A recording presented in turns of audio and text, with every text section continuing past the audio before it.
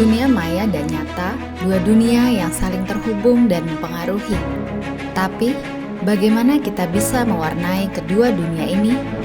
Dengan pikiran Kristus, kita bisa mengubah dunia menjadi tempat yang lebih baik. Mari kita mewarnai dunia maya dan nyata dengan pikiran Kristus.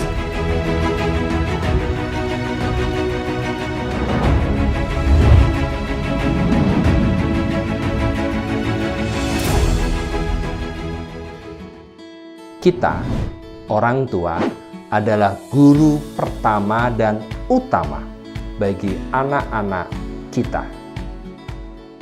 Shalom, selamat datang kembali pada podcast yang akan banyak membahas terkait dengan pendidikan Kristen. Tempat kita bersama-sama belajar tentang pendidikan Kristen yang relevan di tengah-tengah perubahan zaman yang begitu cepat. Kami juga mengajak bersama-sama untuk menggali lebih dalam, mencari inspirasi dan memahami bagaimana kita bisa menjadi bagian dari pembentukan generasi muda anak-anak kita yang berdasarkan pada nilai-nilai kebenaran sebagaimana diajarkan dalam Alkitab. Hari ini kita akan berbicara tentang peran orang tua dalam pendidikan. Sebuah topik yang tidak pernah kehilangan relevansinya, terutama di tengah-tengah tantangan zaman yang modern saat ini.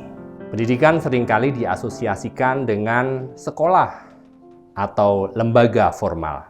Namun, pendidikan sejatinya justru dimulai dari rumah. Kita, orang tua, adalah guru pertama dan utama bagi anak-anak kita.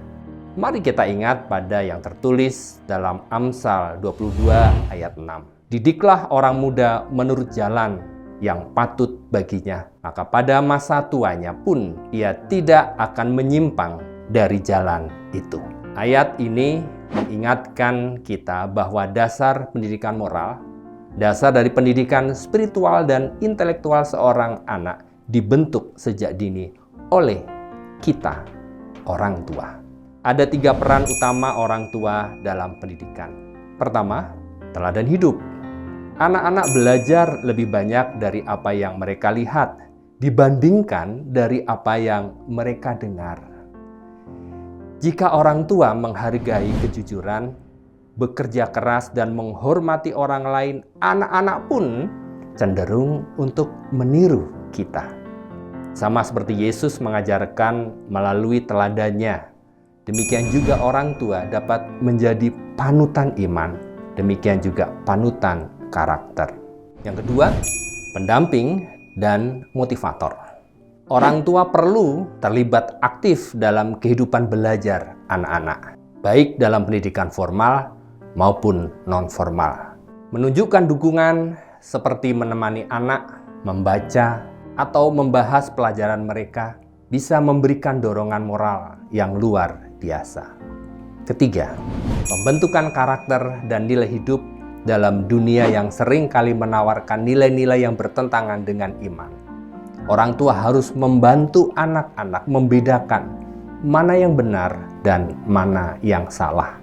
Pendidikan iman seperti doa bersama atau membaca Alkitab menjadi fondasi yang kuat dalam membentuk nilai-nilai mereka. Seberapa jauh hal itu masih menjadi habit, menjadi kebiasaan yang masih kita lakukan dalam dunia yang modern, tetapi punya investasi bagi anak-anak kita di kemudian hari. Tentu saja peran orang tua tidak mudah, terutama di era modern. Dengan teknologi, media sosial, dan tekanan dari lingkungan, anak-anak sering kali terpapar informasi yang tidak sehat, hoax misalnya.